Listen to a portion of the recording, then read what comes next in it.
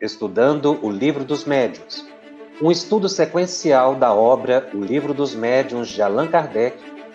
Essa é a nossa forma de transmitir esperança, conhecimento e alegria.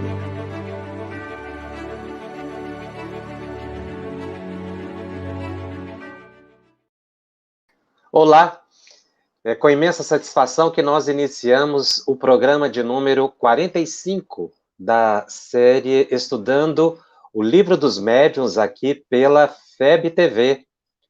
O tema de hoje está no capítulo 13 da segunda parte de O Livro dos Médiuns, o capítulo intitulado Psicografia. Neste capítulo, que se inicia no item 152, Allan Kardec faz uma diferença entre a chamada psicografia indireta e a psicografia direta ou manual.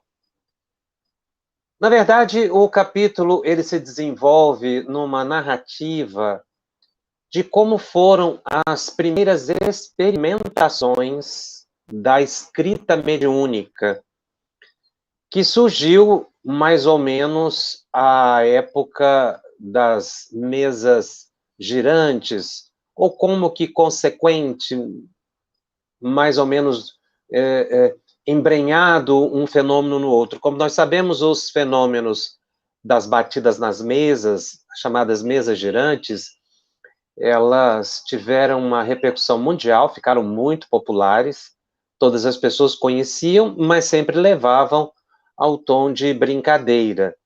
A comunicação com o espírito era muito rudimentar, muito lenta, em função da quantidade de batidas que se poderia dar, a indicação de letras para a formação de palavras. E mais que depressa, as pessoas começaram a imaginar outros modos de se comunicar com os espíritos. Nós tivemos a oportunidade de comentar no programa anterior a mesa de Delphine Girardin, em que ela colocava o alfabeto e com uma ponteira ela tocava, né, numa ponteira e aí ia se indicando letra a letra, formando palavras. Segundo Kardec, foi um instrumento que foi inventado nos Estados Unidos, mas bastante difundido na Europa por essa médium, mas que gerava muitas dúvidas, exatamente porque havia o impulso, ou a impressão de que o médium impulsionava aquela ponteira para produzir as palavras. Embora isso, a mesa ficou bastante popular. Neste capítulo, Allan Kardec vai mostrar como surgiram as chamadas cestas ou pranchetas, e depois como os médiuns passaram a utilizar o lápis, porque os médiuns inicialmente não pegavam nos lápis. Toda a culminância desse capítulo se atinge no momento em que Allan Kardec explica todos esses fenômenos que nós vamos passar, analisar, para chegar na definição de um termo, a palavra psicografia. O capítulo de hoje, portanto, ele vai ser um histórico, mostrando a evolução do fenômeno, quando o codificador pôde chegar na expressão psicografia, que não era utilizada na época. Ele propõe o termo exatamente para dar um viés científico àquele fenômeno que ele estava estudando. O fenômeno em si da psicografia nós estudaremos em programa posterior, quando nós detalharemos o mecanismo da psicografia, segundo Allan Kardec e os espíritos superiores, para que a gente possa entender como o fenômeno efetivamente se processa, mas aí já com o médium empunhando um lápis ou uma caneta. Então, no item 152, Allan Kardec afirma que a ciência espírita tem progredido como todas as outras e mais rapidamente que estas. Ao utilizar a palavra, a expressão ciência espírita, queria exatamente dizer que havia em torno de si um estudo sério e a proposição de leis e teses que estabeleciam as bases de uma ciência nova.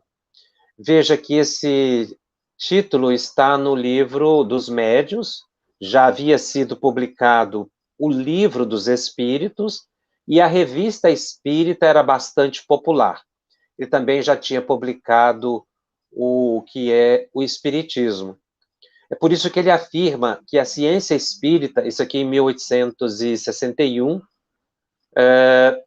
a ciência espírita havia já tido um grande progresso, demonstrando exatamente que estudos mais sérios já estavam girando em torno daquela fenomenologia que era considerada inicialmente como que brincadeiras que as pessoas faziam para passar tempo com aquilo que nem elas mesmas entendiam. Somente mais tarde é que Kardec foi definir que eram os espíritos que movimentavam os objetos. Então, Kardec anota que alguns anos apenas nos separam da época em que se empregavam esses meios primitivos e incompletos, e que a trivialidade dava o nome de mesas falantes. Agora, segundo o codificador, já nos achamos em condições de comunicar com os espíritos de maneira mais fácil e rapidamente, como fazem as pessoas, os homens entre si, pela escrita e pela palavra, já não mais pelas batidas. A escrita tem a vantagem de assinalar de modo mais material a intervenção de uma força oculta e que deixa traços que se podem conservar, como fazemos com a nossa correspondência. O primeiro meio que se usou foi o das pranchas ou cestas munidas de lápis, com a disposição que passamos a descrever. Ele vai então mostrar como é que essas cestas eram montadas para se obter as palavras, não é? As frases, os textos. Mas aí, já nessa fase, uma força oculta, ou seja, a faculdade mediúnica já estava ficando cada vez mais revelada, enquanto possibilidade psíquica do indivíduo. Por isso, no item 153, ele diz: já dissemos que uma pessoa dotada de aptidão especial pode imprimir movimento de rotação a uma mesa ou um outro objeto qualquer. Ao invés da mesa, tomemos uma cesta, uma pequena cesta de 15 a 20 centímetros de diâmetro, de madeira ou de vime, a substância pouco importa. E se fizermos passar pelo fundo dessa cesta um lápis e o prendermos bem, com a ponta de fora e para baixo, e esse aparelho permanecer em equilíbrio, sustentando a ponta do lápis sobre uma folha de papel, e apoiarmos os dedos nas bordas da cesta, ela se porá em movimento. E, em vez de girar, fará com que o lápis percorra em diversos sentidos. No papel, traçando riscos ou letras, que aí já começavam a se formar palavras. Mas ele faz uma ressalva que esse fenômeno somente era possível se tivesse uma pessoa dotada de aptidão especial. Essa aptidão especial vai ser definida por Allan Kardec no capítulo seguinte, que será tema do estudo do nosso próximo programa. Ele vai definir ou utilizar uma outra expressão, não aptidão especial, mas faculdade mediúnica. Porque ele vai verificar, e aí ele expõe o seu pensamento, que Algumas pessoas são dotadas de uma possibilidade de produção de fenômenos ostensivos, fenômenos espíritas, como eram chamados, depois fenômenos mediúnicos. A aptidão especial estaria exatamente nesse potencial psíquico mais avançado em algumas pessoas. No entanto, todas as pessoas são dotadas. Para que a cesta pudesse se manifestar, movimentar, era necessário que o médium estivesse presente, tocasse a ponta dos dedos na cesta. Outras pessoas poderiam tocar também. Mas já havia se observado que na presença de certas pessoas o fenômeno acontecia e na ausência dessas pessoas o fenômeno não acontecia. A chegada a essas pessoas naturalmente decorreu de observação, de pesquisa, ou da própria pessoa que se apresentou.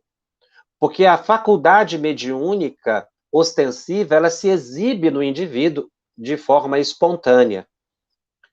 Então, por certo, esses médios, nessa fase inicial, já faziam apresentações ou já faziam experimentações.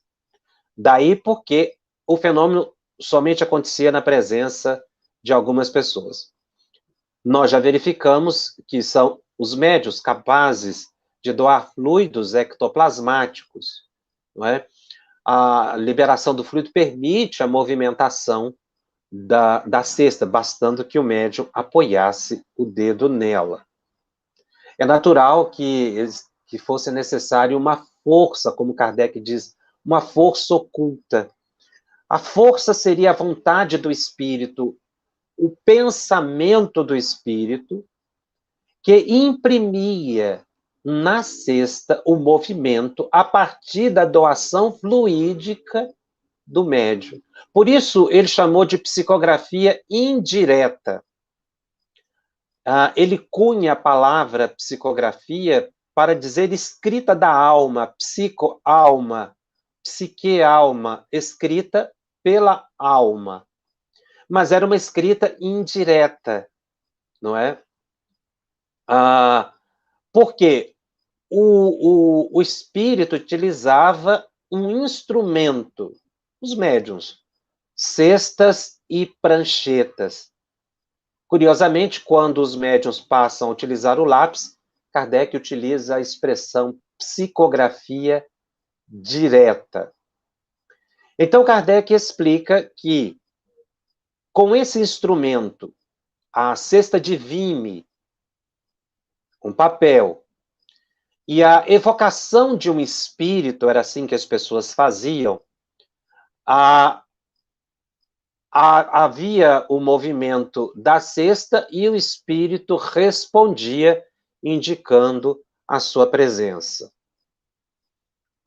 E aí, como diz o codificador, já não mais por meio da tipologia ou das pancadas, escrevendo palavras. O movimento da cesta já não é automático, como no caso das mesas girantes.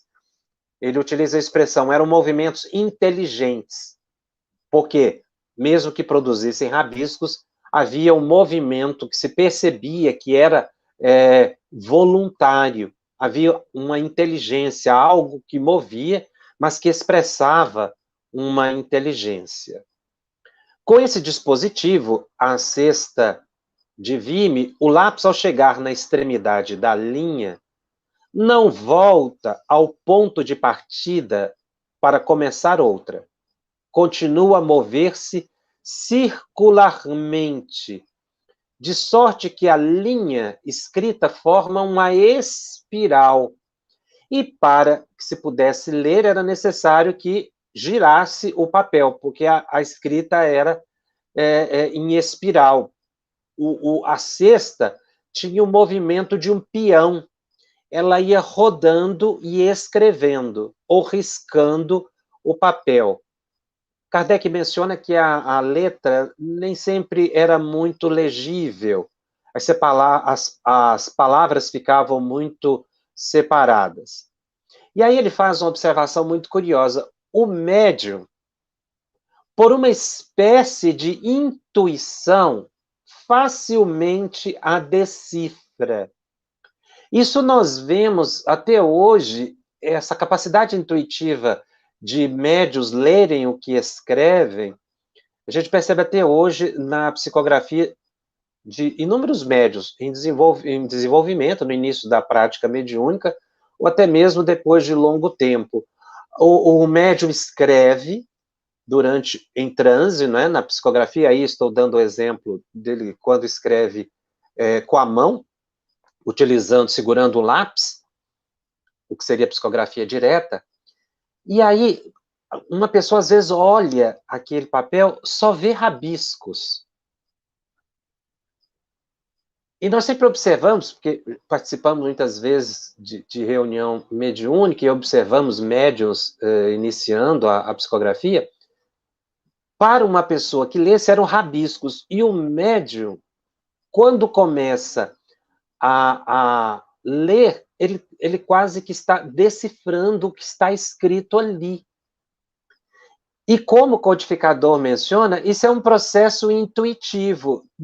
Teria que ser intuitivo, porque não tem muitas vezes uma palavra completa. As palavras às vezes são incompletas, as letras são traçadas de forma muito amplas, então elas não ficam harmoniosas. Você não tem uma escrita cursiva que realmente a pessoa pudesse ler com facilidade. Nós vamos ver médiuns já bastante adestrados que já conseguem grafar palavras de forma legível para qualquer pessoa. Mas era muito interessante, a gente sempre observou isso e o codificador registra que esse fenômeno ele sempre existiu. Então, muitas vezes só o médium consegue ler o que ele psicografa. E essa tradução, segundo a orientação de Kardec, é um processo intuitivo. E como dissemos, teria que ser mesmo, porque a palavra não está legível. Você observa que realmente é um rabisco, mas o médium lê. O que acontece naquele momento em que o médium está olhando o papel e lendo aquelas letras? Naturalmente, o comunicante que ainda está ligado psiquicamente ao médium vai transmitindo o pensamento novamente. E aí o médium vai falando, sem perceber que está ainda com a entidade próxima, conectada psiquicamente a ele e intuindo para que ele pudesse ler. Só fazendo um breve comentário, um parêntese na fala, essa questão do registro psíquico da mensagem pelo médium. Certa vez, Chico Xavier, em transe, transmitiu uma mensagem. A essa época em que Chico Xavier atuava como médium psicofônico nas reuniões mediúnicas para atendimento a espíritos sofredores, ao final ele entrava em transe e recebia a comunicação de um mentor, de um espírito bondoso, um espírito que vinha dar um esclarecimento. E certa vez uma dessas mensagens, elas eram gravadas num gravador, por um gravador, e certa vez o gravador não funcionou e a mensagem não foi gravada. E o grupo ficou assim um tanto quanto pesaroso, porque a mensagem era belíssima, de elevado conteúdo. Então, Chico se concentra e consegue reescrever a mensagem. Ele estava num processo intuitivo.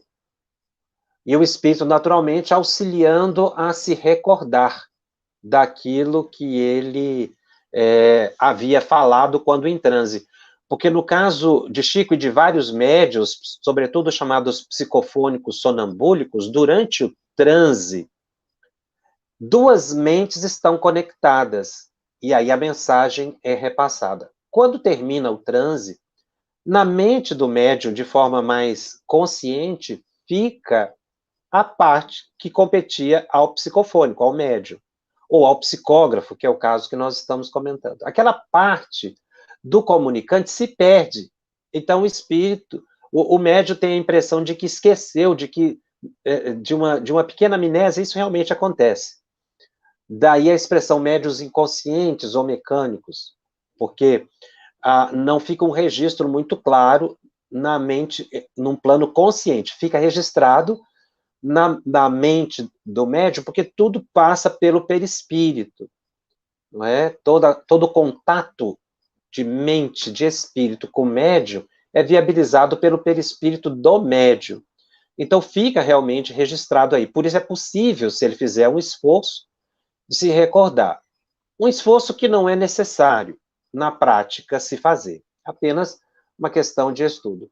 Então, quando Kardec diz aqui que o médium, por uma espécie de intuição, facilmente a decifra, esse fenômeno acontece ainda hoje nas sessões mediúnicas em que há psicografia e que muitas vezes a mensagem fica ilegível e o médium consegue. Então, o processo é de intuição, porque a entidade ainda está próxima do médium, transmitindo-lhe o pensamento. Kardec menciona que, para economizar papel e lápis, muitas vezes era utilizado uma lousa, uma ardósia, que era muito comum, e com o respectivo lápis se riscava na ardósia, que era muito usado nas escolas no passado, não se tinha caderno e papel, utilizava-se uma ardósia como se fosse um pequeno quadro para ali escrever. O espírito também utilizava para riscar na ardósia. Então, a esse gênero de fenômeno, utilizando a cesta, Kardec chama de cesta peão, exatamente por causa do movimento de rotação, né, da forma de um peão, que a cesta se movimentava e a escrita ficava em espiral.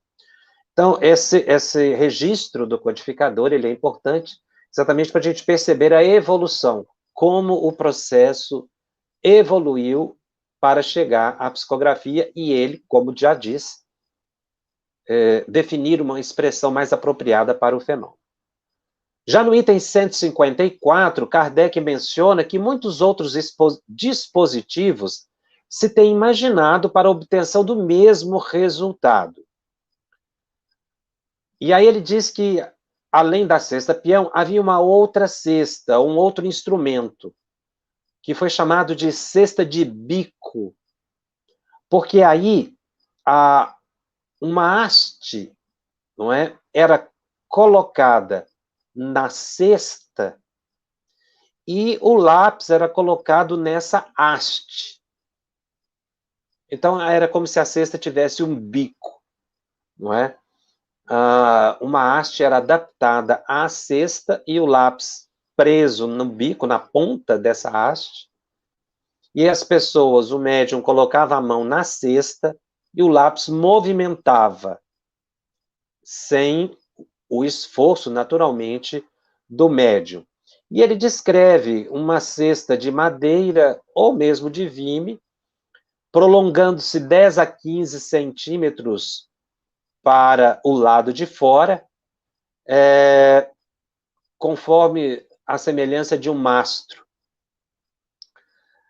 E com um buraco aberto nessa haste é que se passa o lápis, e a cesta com essa prolongação, não é? Com essa pequena haste, começava a se mover, a agitar, e aí escrevia. A diferença, segundo Kardec, é que a escrita é mais legível, porque as palavras ficam separadas, exatamente porque com essa haste na cesta, aí já se escrevia linearmente e não em forma circular. Através dessa cesta, bico, o bico de cesta, obtém-se dissertações de muitas páginas, e muito rapidamente como se utilizasse a mão. E ainda no item 155, Kardec menciona que os espíritos manifestam a sua presença, a sua inteligência de várias formas. por sinais inequívocos. Chegando ao fim da página, o lápis espontaneamente faz um movimento para virar o papel. Você observava, então, a cesta como que fosse um prolongamento da mão do médium. O lápis, então, fazia um movimento tal que ele mesmo virava o papel, mostrando que ali era um espírito que não seria possível o médium fazer aquele movimento. E aí ele continuava grafando, escrevendo no papel. Muitas vezes, essa ponta, o lápis, procurava uma pessoa no grupo, riscava uma palavra, indicava alguém, apontava para alguém, para exatamente responder a perguntas que eram feitas mentalmente nesse processo de psicografia iniciante. Muitas vezes, para simplificar o processo, utilizavam-se as palavras sim e não, sinais afirmativos e negativos, para que a comunicação através da cesta ficasse mais facilitada. Então, as pessoas presentes faziam a pergunta pelo pensamento e a cesta fazia um movimento positivo ou negativo. Muitas vezes, segundo Kardec, aqui ainda nesse item, espíritos inferiores, quando ali se manifestavam, eles exprimiam cólera, impaciência, batiam repetidas pancadas com a ponta do lápis e muitas vezes quebrava o lápis. Essa informação de Kardec é importante para verificar que nem sempre se manifestavam espíritos evoluídos.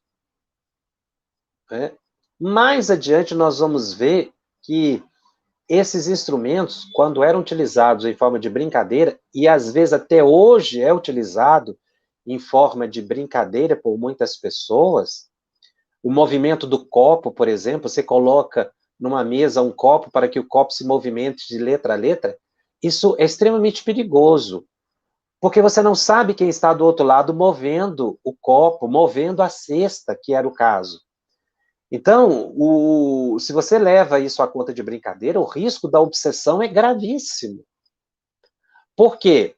Porque são espíritos pouco sérios, que estão vendo que não é uma atividade séria. Nessa época já se enfrentava isso. Espíritos inferiores manifestavam também. Porque às vezes a gente vai fazendo esse estudo histórico e dá a impressão que somente espíritos elevados, porque Kardec foi orientado no início por espíritos superiores para estruturar o espiritismo, mas os espíritos superiores permitiam também a manifestação de espíritos inferiores, que é um aprendizado igualmente. Inclusive para verificar a diversidade da natureza dos espíritos, e que muitas vezes a presença de um espírito inferior, ela é prejudicial. Por isso não se pode brincar com esse tipo de fenômeno. E daí Kardec ter superado essa fase, porque na verdade isso aqui é uma observação que ele fez. Não quer dizer que ele se utilizava, ele assistiu esses fenômenos e muito provavelmente ele tenha feito algumas perguntas. Mas todo o trabalho dele mais tarde foi com a psicografia direta através da escrita do médium empunhando o lápis. Então não se deve brincar. No início do item 156, Kardec menciona que em vez de cesta, algumas pessoas se servem de uma espécie de mesa pequenina, feita com essa finalidade, de mais ou menos 12 a 15 centímetros de comprimento, por 5 a 6 de altura. Um tripé, não é? Em que se apoia um lápis. Os dois outros lados são arredondados, munidos com uma bola de marfim para deslizar mais facilmente sobre o papel. Outros se utilizam apenas de uma prancheta de 15 a 20 centímetros quadrados, triangular, oblonga ou oval. Numa das bordas há um furo oblíquo para se introduzir o lápis. Então, uma pequena mesa, uma prancheta com 3 pés, em que se adaptava um lápis e as pessoas apoiavam os dedos nessa pequena mesa e a mesa ia se movimentando. Colocada em posição de escrever, ela fica inclinada e se apoia num dos lados do papel. Kardec menciona que esses dispositivos nada tem de absoluto, ou seja, eles não são necessários efetivamente para a comunicação com os espíritos. Utiliza-se ou utilizava-se o que for mais cômodo. Como qualquer desses aparelhos, quase sempre é preciso que os operadores sejam dois. Mas não é necessário que os dois tenham a faculdade mediúnica ostensiva. Um auxilia apenas a manter o equilíbrio do papel para que o médium tenha maior facilidade de concentração e não tivesse um excesso de esforço nessa atividade, para fazer as duas coisas ao mesmo tempo, inclinar, manter o equilíbrio da mesa e se concentrar para a movimentação do lápis. Então, no item 157, Allan Kardec denomina, chamamos psicografia indireta, a escrita assim obtida, seja pela cesta, pela prancheta, na peça de ardósia, no quadro de ardósia, é a psicografia indireta, porque o instrumento funcionava como um prolongamento da mão do médium. Em contraposição, diz Allan Kardec, a psicografia direta ou manual, obtida pelo próprio médium. Nós já tivemos a oportunidade de comentar, e é sempre bom frisar, que essa fase inicial ela foi muito importante. E descrita por Allan Kardec fica como que hoje um registro histórico de como os espíritos provocaram ou chamaram a atenção das pessoas para estabelecer na Terra a era do espírito. E com isso, estimular Allan Kardec à pesquisa. O professor Hipólito Leon Denizado Rivaio havia naturalmente assumido o compromisso no plano espiritual. Por isso ele ficou tão interessado em desvendar o fenômeno. Assim como as pessoas que assistiam centenas e centenas de maçãs caírem da árvore, nenhuma intuiu que atrás do movimento da queda da maçã existia uma lei universal, chamada lei de gravidade. As pessoas não imaginavam que por trás do movimento das cestas havia uma sociedade organizada que dava os primeiros sinais de sua presença. Por quê? Porque a mediunidade foi dada para a regeneração da humanidade. Foi através da mediunidade. Como um instrumento que permitisse desvendar ou visualizar a dimensão espiritual. Para compreender o processo de psicografia direta ou manual, diz Allan Kardec, é preciso levar em conta o que se passa nessa operação. E aí Kardec explica brevemente o mecanismo. O espírito que se comunica atua sobre o médium, que debaixo dessa influência move maquinalmente o braço e a mão para escrever, sem ter, é pelo menos o caso mais comum, a menor consciência do que escreve.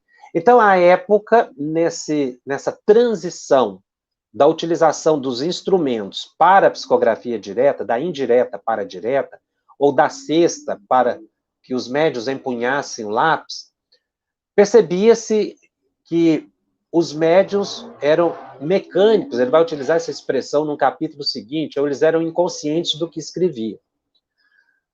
Com o aprofundamento da pesquisa, Kardec verificou que essa influência poderia dar-se em diversos graus. É aí que ele vai definir mais tarde, nós vamos ter estudos detalhados, como eu disse, sobre isso, a psicografia intuitiva, semimecânica e a mecânica. Quando o médium tem plena consciência, parcial domínio sobre a escrita, ou então fica totalmente inconsciente, ou esse totalmente entre aspas, porque como nós dissemos, como tudo passa pelo perispírito do médium, fica ali registrado, e tem que ser assim, porque senão não seria possível a tradução do pensamento do comunicante pelo médium. Mas então aqui já Allan Kardec, ele começa a explicar que o médium fica sob essa influência, não é? Que mais tarde vai ser chamado de transe, porque a psique do médium fica alterada pela participação nos seus pensamentos do pensamento do comunicante de forma direta. Mas não que isso seja necessário também para a psicografia. Mas as observações e a época, como disse Kardec, o mais comum eram os mecânicos.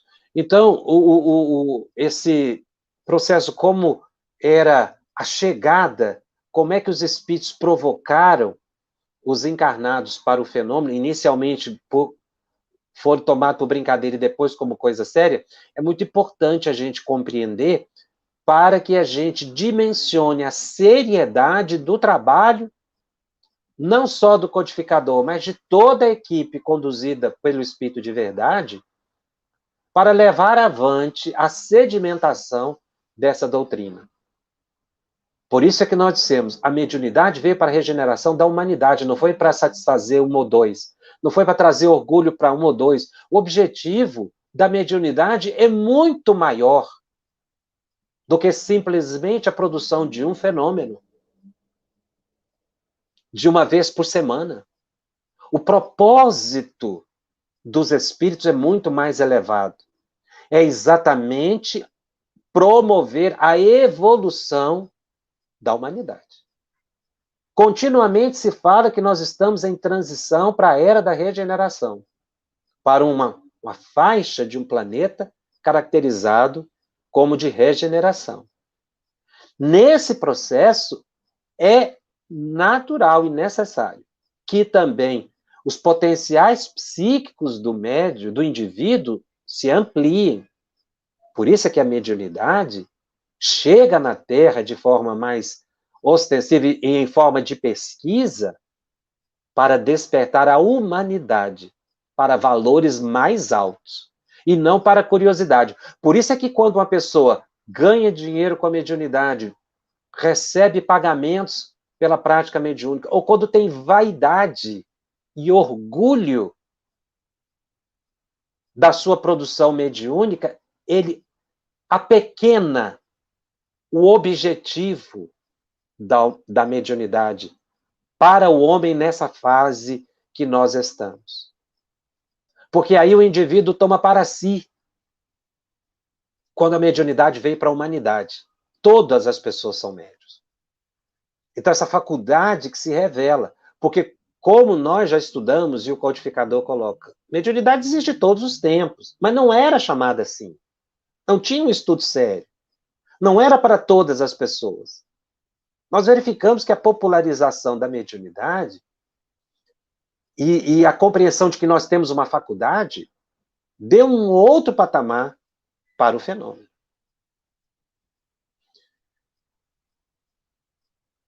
Então, o espírito, continua descrevendo Allan Kardec no item 157, utiliza, através da psique do médium, atua sobre a mão do médium.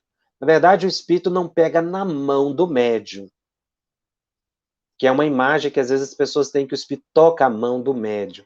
Não, a ligação é mental, ele não precisa. Ele dá um comando psíquico e a mão do médium movimenta. Tá? Não é a cesta que se torna inteligente, entre aspas, né? Realmente, a lapiseira, a cesta, seriam apêndices da mão. Suprima-se esse intermediário, a cesta, coloque-se o lápis na mão do médium, diz Allan Kardec. O resultado será o mesmo. Aliás, o resultado será muito melhor. O mecanismo, segundo o codificador, é mais simples e o médium escreve em condições mais comuns, mais simples. Quando ele coloca isso na obra, você imagine a publicação desse livro, logo depois do Livro dos Espíritos, ele está defendendo aqui uma tese. Todas as pessoas usavam cestas, ou mesinhas, ou pranchetas. Então, aqui ele publica uma tese de observação. Ele diz, superemos isso. Basta pegar no lápis. O resultado vai ser o mesmo ou muito melhor. Então, se você imaginar esse livro, a época que publicou, e como eram os fenômenos na época, entende-se perfeitamente porque essa defesa ou essa explicação de Allan Kardec, na verdade, ele estava trazendo uma evolução para o fenômeno, ele estava cientificando ou tornando, melhor dizendo, científico um processo que era empírico, digamos assim, popular, comum, sem nenhum senso de conhecimento. O que a pessoa escreve com o concurso de cesta, outro objeto, pode ser escrito perfeitamente com a mão. A escrita manual, que alguns denominam de escrita involuntária, sem contestação, a mais simples, mais fácil, mais cômoda, não exige nenhum preparativo. Daí tornaremos a falar dela quando tratarmos do capítulo dos médiuns, que é o que vai acontecer. Mas essa explicação de Kardec aqui tinha um objetivo, não é? Não era só um registro histórico, era exatamente para mudar o modo com que as pessoas trabalhavam na mediunidade. Já no item 158, então, Kardec menciona, nos primeiros tempos das manifestações, quando ninguém tinha ideia muito exata do que acontecia, foram inclusive publicados escritos, comunicações de uma mesa, de uma cesta, comunicações de uma prancheta. Hoje bem se percebe que essas expressões são impróprias. Então, veja, ele estava contrapondo, inclusive, publicações que existiam na época utilizando essas palavras. O nome do fenômeno era esse, não era psicografia. Ele considera como expressões errôneas, não é? Embora eram sérias. Ele está aqui criando uma nomenclatura. Efetivamente, como acabamos de ver, as mesas, as pranchetas, não são instrumentos inteligentes. Então veja que a ideia que as pessoas tinham é que a cesta ficava inteligente. Não era isso que Kardec explica. É o médium que fica sob a influência. Então isso aqui foi muito importante na época. Ainda é para nós, mas deu impacto, porque provocou uma mudança de procedimento. Essa mudança de procedimento, Kardec vai culminar no próprio Livro dos Médiuns, no final, quando ele fala das reuniões mediúnicas, em que ele transforma completamente aquelas brincadeiras em algo extremamente instrutivo. Né? Ele questiona exatamente os títulos dessas publicações, comunicação de uma mesa, comunicação de uma cesta, e ele faz uma comparação interessante. Se você fala que a comunicação é pela cesta, você está tomando o efeito pela causa. O movimento da cesta é o efeito. Qual é a causa? O pensamento do espírito. Por isso nós sempre mencionamos que mediunidade, estudar mediunidade é estudo da psique humana, não é estudo do fenômeno. Kardec já coloca isso aqui no Livro dos Médiuns. Se você diz que a cesta que é inteligente, você está tomando o efeito pela causa, o instrumento pelo princípio. Seria o mesmo que um autor declarar no título de um livro que escreveu com uma pena metálica ou com um lápis ou com uma caneta. Isso é irrelevante. O importante é o conteúdo. E aí, então, que ele explicando da desnecessidade da cesta peão, do funil, porque algumas pessoas utilizavam também um funil, colocavam no funil um lápis para escrever, não é? E aí ele faz até uma observação, ele falou, você poderia usar uma caçarola, uma saladeira, qualquer coisa, não é? E aí, se fosse assim, você teria que chamar o fenômeno de, assim como você chama de mesa falante, cadeira falante, bengala falante. Então ele está fazendo toda uma crítica positiva para esse fenômeno, para chegar na palavra que é o que ele pretendia. Para nós é psicografia. Tomando o espiritismo as proporções de uma ciência, é indispensável que tenha uma linguagem científica. Por isso, ele passa a utilizar a palavra psicografia e não mesa girante ou mesa falante. E utiliza a outra palavra, que é tipologia, para o fenômeno das batidas. Kardec termina o capítulo aqui, porque o propósito foi realmente, na sociedade da época, transformar o fenômeno em algo sério, produtivo, que se dispensassem cestas, que se dispensassem qualquer objeto, brincadeiras, e passasse a ter um caráter sério e escrever. E já entender que a ação do espírito não era sobre a cesta. A ação do espírito era sobre a psique do médium. Quando ele diz que fica sob uma influência.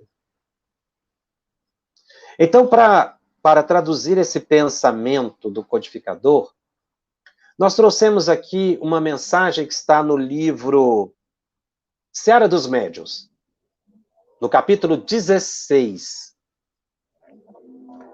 Uma mensagem intitulada por Emmanuel, que é o autor espiritual, e o médium é Chico Xavier.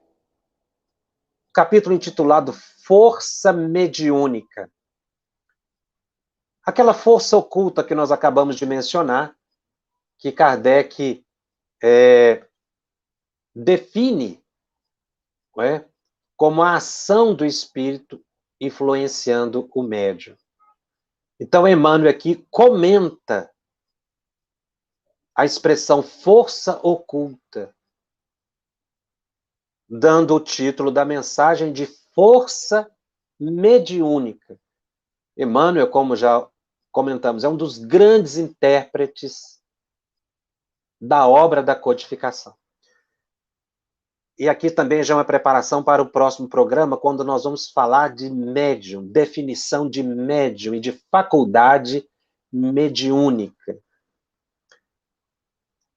Emmanuel, então, diz, considerando-se a força mediúnica como recurso inerente à personalidade humana. Eu acho essa visão extremamente transcendente. Força mediúnica é inerente à personalidade humana. Todos são médiuns. Essa é a grande conquista de conhecimento para a humanidade. E nós, adeptos do espiritismo, estudantes da mediunidade, temos que superar a expressão eu não sou médium. Dizer eu não sou médium é demonstrar incompreensão da própria faculdade. Eu posso não ser médium ostensivo, é outra coisa. E outra coisa também, ter orgulho e vaidade da faculdade mediúnica que possui. Ter ganho com ela. É apequenar essa faculdade humana tão importante. E é isso que Emmanuel vai dizer.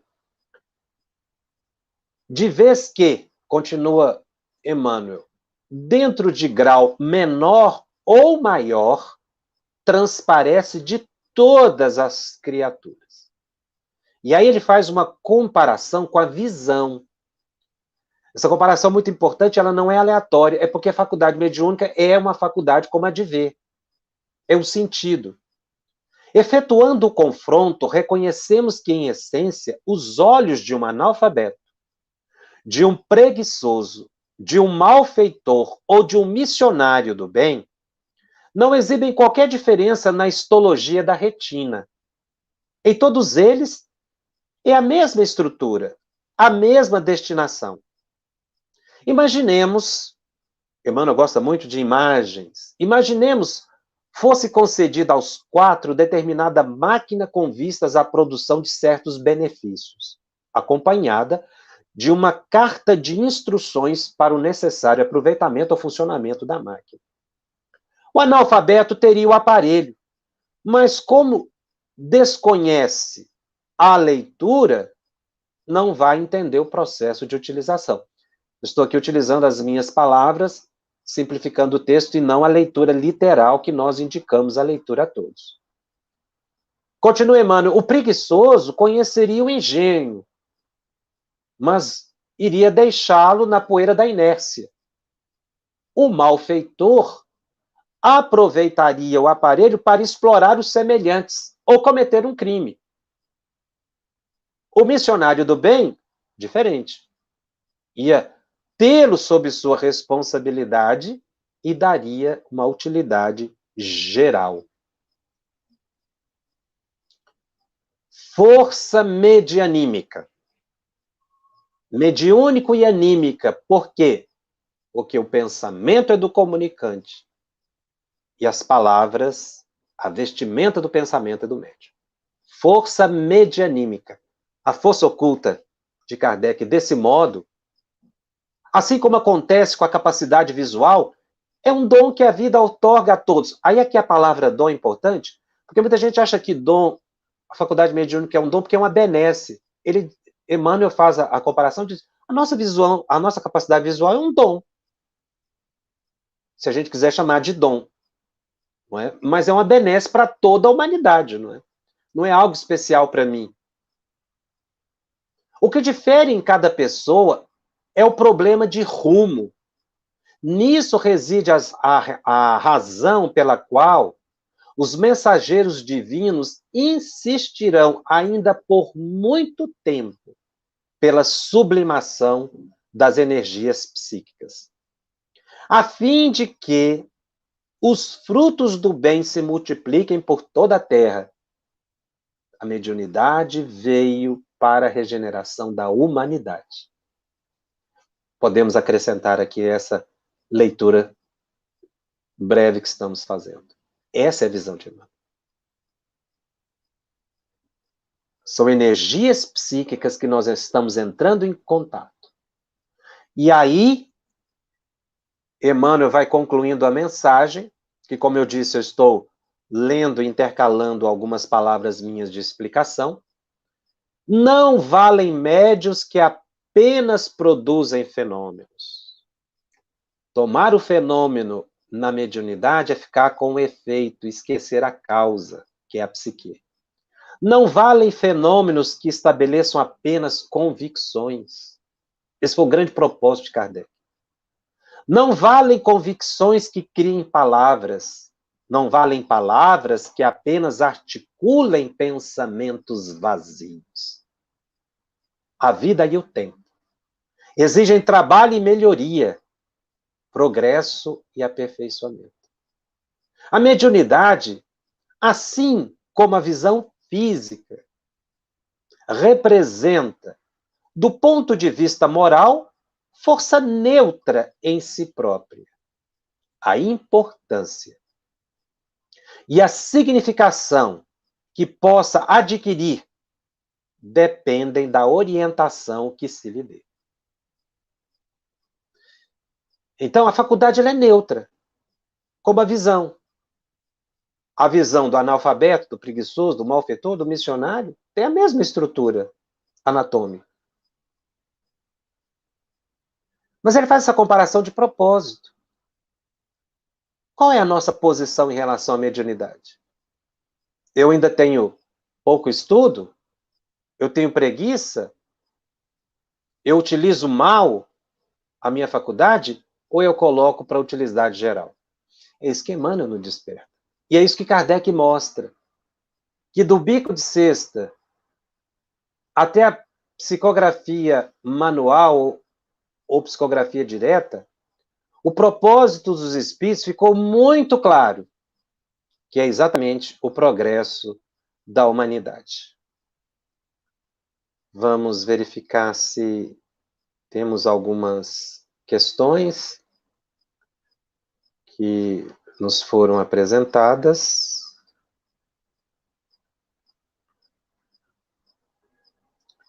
Enquanto as questões se projetam aqui,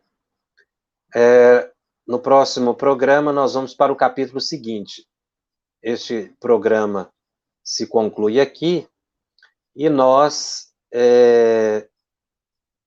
vamos, portanto, num dos capítulos mais importantes do Livro dos Médiuns na próxima semana, no próximo programa, que é exatamente quando ele define médium.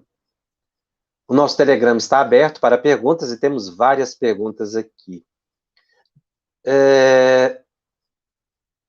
A Michelle faz uma pergunta interessante. Depois do desencarne, quanto tempo pode ocorrer a comunicação?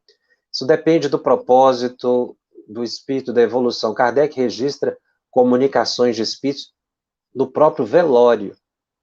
Então, isso depende do propósito e do equilíbrio do espírito. Do propósito, quer dizer, o objetivo da comunicação. Por que é mais comum atualmente a psicofonia em lugar da psicografia? Essa pergunta eu acho fantástica, que a Maria Cristina fez. Porque a psicografia, ela tem uma utilidade na produção literária, na tradução de pensamentos espíritos, mas a psicofonia, ela serve hoje como instrumento de caridade no sentido de socorro a espíritos sofredores do mundo espiritual. Não só obsessores, mas sofredores de todas as naturezas, que precisam do transe para se reequilibrarem. E é mais fácil a comunicação do esclarecedor ou do dirigente conversar com o comunicante e esse esclarecimento. Porque se o espírito escreve, tem que se ler o que está escrito para poder falar com ele, é muito mais complicado. Então, a transformação deu-se pela aplicabilidade do fenômeno. Existe a psicografia para a produção literária, existem as mensagens que vêm consolar, inclusive familiares. Esse é um aspecto positivo. Mas a popularização se deu, primeiro, porque é um mecanismo mais simples, mas não só por isso. Exatamente pelo objetivo, que passa a ser de socorro aos espíritos. É verdade que o telefone toca de lá para cá? Posso tentar me comunicar com algum ente querido? Michele, essa pergunta foi feita para Chico Xavier. E ele fala sobre essa questão do telefone toca de lá para cá, uma expressão que ele utilizava muito, por vários motivos. Primeiro, porque o médium não consegue sintonizar com todos os espíritos. Segundo, nem sempre os espíritos estão disponíveis para se comunicarem. E terceiro, nem sempre nós merecemos essa manifestação. Ou seja, muitas vezes nós não temos autorização para recebermos um contato direto. E o espírito também não tem autorização para se comunicar.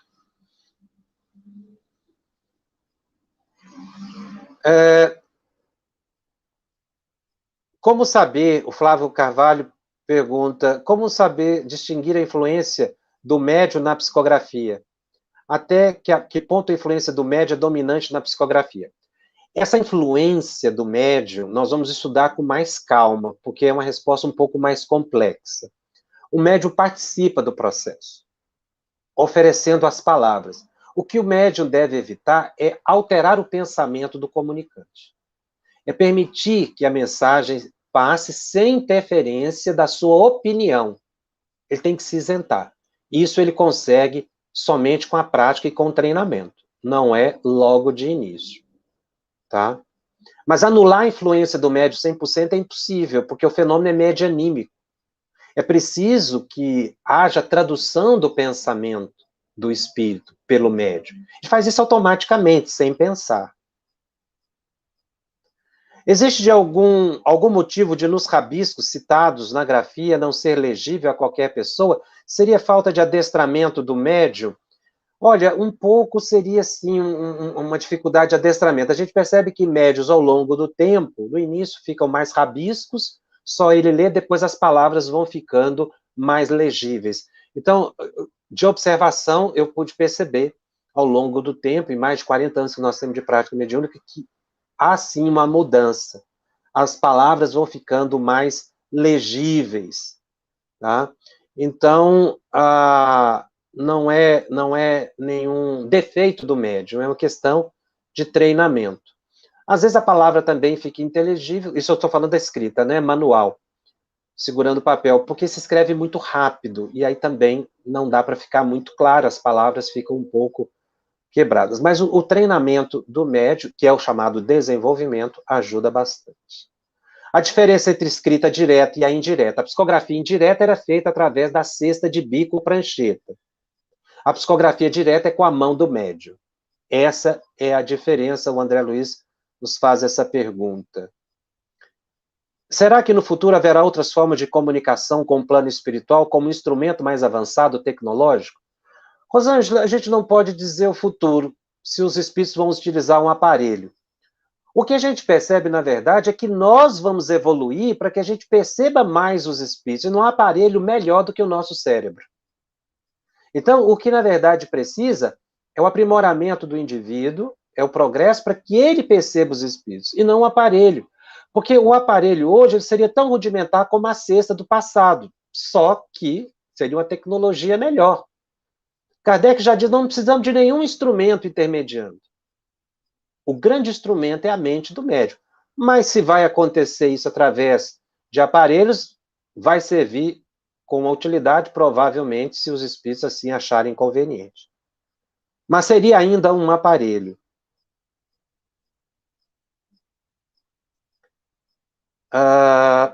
Por que o médium tinha que tocar a cesta? É porque esse era o entendimento que as pessoas tinham que colocar o dedo. Na verdade, doando fluido ectoplasmático, né? Por isso que o médium toca a cesta. O Flávio também pergunta isso.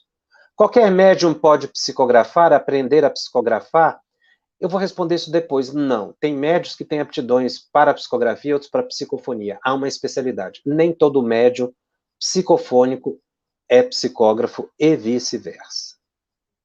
E aí vem uma série de perguntas sobre a mão que adormece. Fala aqui sobre o fluido ectoplasmático, ele doa. Eu vou continuar nesse assunto, isso aqui foi só uma introdução. Nós vamos entrar agora numa fase muito importante, que é o estudo do método das mediunidades e do mecanismo das comunicações. Então, nós vamos ficando por aqui hoje, lembrando que o nosso estudo está disponível em podcast no canal da FEB, no Spotify e nas demais plataformas de áudio streaming. Os nossos encontros semanais ficarão gravados e disponíveis gratuitamente. Divulgue, compartilhe com aqueles que não puderam assistir ao vivo. E se você tem dúvida, faça as perguntas. Essas perguntas que vieram aqui hoje, coloquem lá no Telegram para que a gente possa responder. @FebTV_Mediums. E todo o conteúdo dos nossos programas está gravado no site febtv.com.br/médiuns, inclusive as respostas que já pudemos dar às perguntas no Telegram. E, finalmente, seja padrinho ou madrinha da FEB TV. Ajude a manter este e outros programas, porque a finalidade da FEB é divulgar o Espiritismo a benefício da humanidade. E você pode colaborar para que ela continue prestando esse serviço. Eu fico por aqui e eu te aguardo na semana que vem. Até lá. Estudando o Livro dos Médiuns. Um estudo sequencial da obra O Livro dos Médiuns de Allan Kardec. Essa é a nossa forma de transmitir esperança, conhecimento e alegria.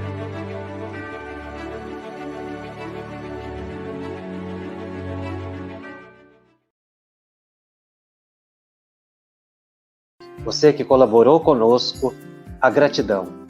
Você que ainda não colaborou, tem a oportunidade de colaborar com a FEB TV para que ela cumpra a sua missão, que é divulgar o bem, que é divulgar a esperança, que é divulgar o Cristo através do Espiritismo. Muito obrigado a cada um de vocês. Nós agradecemos de coração.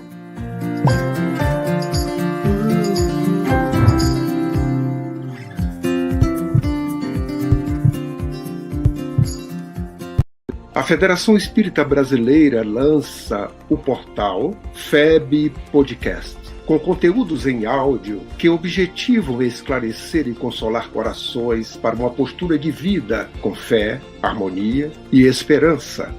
Diretamente dos estúdios da Federação Espírita Brasileira, está começando o podcast Espiritismo em Pauta. Você está ouvindo o podcast Estudando o Livro dos Espíritos. Olá, eu sou o Thiago Toledo e você está ouvindo o podcast do Cidadão do Universo. Você está ouvindo o podcast do Entre Dois Mundos. Você está ouvindo o podcast do Gostinho de Leitura. Estudando o Livro dos Médiuns. Olá, eu sou a Marina Miranda e você está ouvindo o podcast Minha Nada Mole Encarnação. Essa é a nossa forma de transmitir esperança, conhecimento e alegria.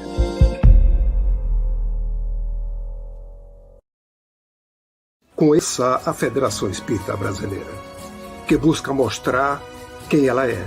O trabalho realizado por meio desta instituição centenária, trazendo você para dentro da nossa casa. Como surgiu a Federação Espírita Brasileira? De Augusto Elias, o seu fundador, aos dias de hoje, o que ocorreu? Quem foram e quem são os vultos que fizeram e fazem parte desta história?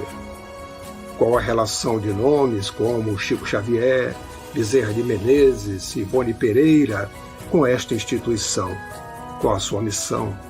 Como ela atua na formação do homem de bem? Apresentaremos a Federação Espírita Brasileira em formato dinâmico com vídeos, depoimentos, postagens históricas, áudios. Conheça e faça parte desta família.